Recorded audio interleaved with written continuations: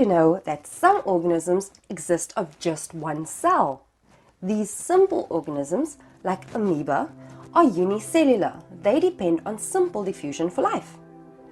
They are usually too small to be visible with the naked eye, like bacteria, and so we need a microscope to see them. But there are some unicellular algae that are about 15 to 20 centimeters in size.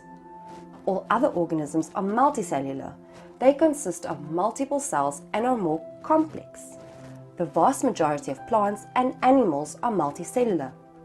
Being multicellular allows the organisms to be larger and have cell differentiation. So different types of cells to carry out different tasks.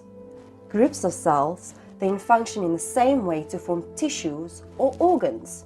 These specialized organs carry out our life processes, working together in systems.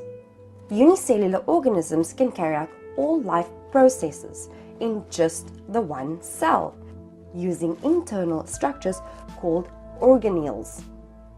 The decreased ability to share out life's processes means unicellular organisms have a low level of efficiency, whereas multicellular organisms are highly efficient, with division of labor at the cellular, tissue, or organ system level. Unicellular organisms cannot grow large because they are limited by a surface area to volume ratio, whereas multicellular organisms can increase the number of small cells to give it a large size overall. Multicellular organisms have long lifespans because individual cells have a relatively small workload, whereas the hard-working single cell of a unicellular organism has such a heavy workload that it can only maintain a very short lifespan. I don't need to tell you how we get nutrition, but how does a single cell manage it? Usually by phagocytosis, where the food is engulfed and then stored in food vacuoles inside the organism. All prokaryotes are unicellular.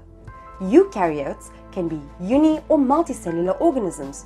We look at the difference between pro and eukaryotes in this video, and we'll discover why the statement that all prokaryotes are unicellular is contended by some scientists, as well as prokaryotes. Most protists and some fungi like yeast are also unicellular. So there we have unicellular and multicellular organisms. Final thought to leave you with is that injury to the cell of a unicellular organism can cause death. That one cell is everything to them, whereas injury or death of some cells in multicellular organisms should not cause a problem. Those cells can simply be replaced. If you liked the video, give it a thumbs up and don't forget to subscribe. Comment below if you have any questions. Why not check out our AddyESchool app as well? Until next time.